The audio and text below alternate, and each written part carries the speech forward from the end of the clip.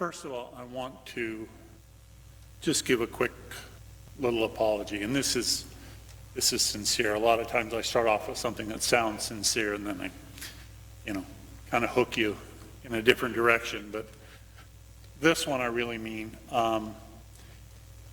Apologize if maybe in the last couple of months my preaching has gotten to be kind of lectury or talking down to you or even angry sounding or whatever. I apologize for that. I had a member of the parish staff that came to talk to me this week and was nice enough to gently help me to realize that that's the way I was becoming. I didn't even realize it. So I just wanted to say that at the beginning. This gospel, it doesn't really sound Lenten all that much because, my gosh, the resurrected Christ, Jesus in all of his glory, God saying, "This is my beloved Son." It's just totally spectacular. But I think, in fact, there's a great deal in this gospel that can help us understand why and how we do Lent, or how we can or should do Lent. Because we might look at this vision that the apostles had. There is Jesus in all his glory, with Moses on one side, Elijah the prophet, all of the Old Testament symbolized in those two men. And there was Jesus standing in glory, speaking of the fulfillment of all that had been and all that would be. And we can look at that scene and see it as, well, okay, maybe this is a bit of a sneak preview, looking to the future, what will eventually come to be. But what if it was more than that? What if, in fact, this scene was a statement of not who Jesus will be, but who Jesus is, and who Jesus is at that time? So a statement not just of the future, but of the present. And I find it fascinating that Peter in particular couldn't just be in that present moment. Wow, Lord, this is great. Tell you what, maybe can we build a couple of tents, put them up so that, the three of you can stay here for a while so we can keep this going? It's not enough that we are experiencing it right now. It's not enough to be in your presence. But man, I want to have more of this.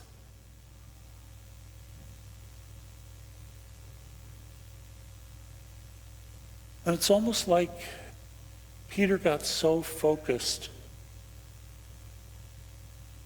on trying to hold on to something that he really wasn't even experiencing it.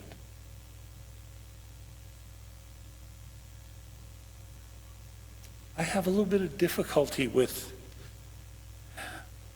baptisms and weddings now, that so many are so concerned about making sure that they're filming it or they're, taking their pictures with it, that they so desperately want to have something for the future that they're not even present to the event now. And yet that's what Peter was doing. He wasn't present to the moment. How much You think, did the apostles really see? Because they weren't so much focused on what God was offering them, but on what they wanted. Story. There was once a woman who was religious and devout and filled with love for God. Each morning, she would go to church, and on her way, children would call out to her, beggars would accost her, but so immersed was she in her devotions that she did not even see them. Now, one day she walked down the street in her customary manner and arrived at the church just in time for the service. She pushed the door, but it would not open. She pushed it again harder and found the door was locked. Distressed at the thought that she would miss service for the first time in years, and not knowing what to do, she looked up. And there, right before her face, she found a note pinned to the door. It said, "I'm out there."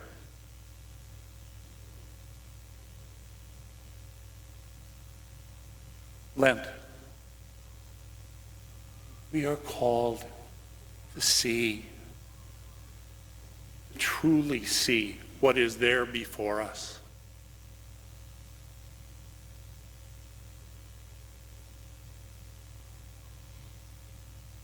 God spoke, "This is my beloved Son."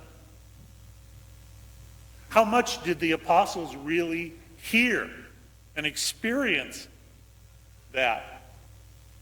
Or how much were they already making plans for the future? What type of tent should we build?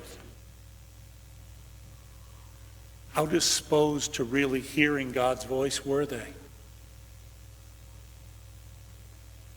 A young man from a rural area traveled to New York City to visit a friend he had known since college.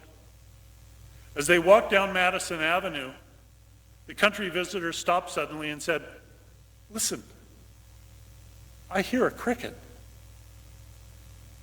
"Are you kidding me?" said the New Yorker. "With all the traffic, construction noises, and people, that's impossible." His guest disagreed. Then he listened attentively and walked toward a large cement planter. There in the soil and under a leaf, he found a cricket. His friend was astounded. By way of explanation, the rural visitor said, "My ears are no better than yours. It simply depends on what you are listening for." To prove his point, he pulled a handful of change from his pocket and dropped it on the sidewalk. Every head within a block turned in that direction. As he bent down to retrieve the coins, he asked, "Now, do you understand?" We have this season of Lent to remind us in our prayer, in our self-denial, to be open to letting God speak to us, to have open hearts to hear.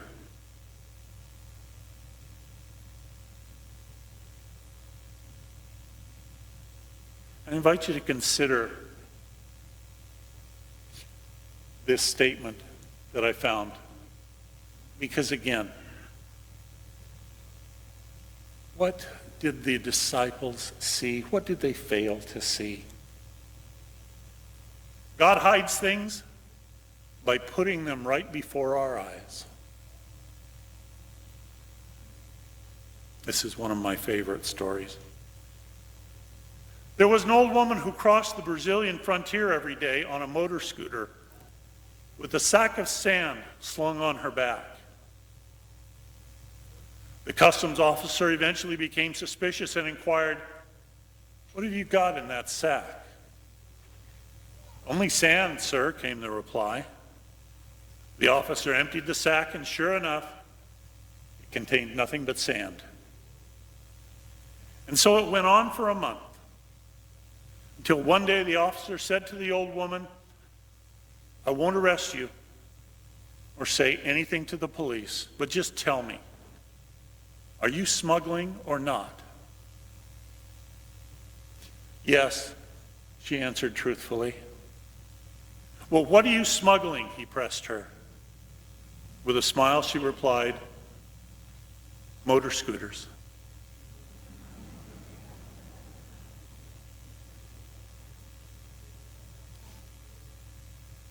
How much do we miss, even though God has put them right before our eyes? For the disciples, had they ever recognized Jesus in his glory?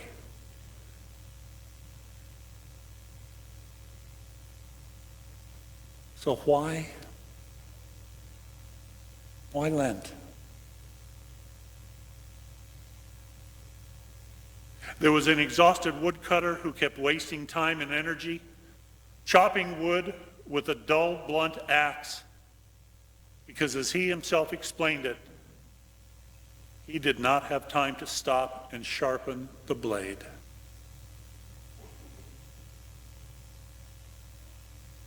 What's Lent about? Seeing, listening, focusing, sharpening, that we might see the glory of God before us.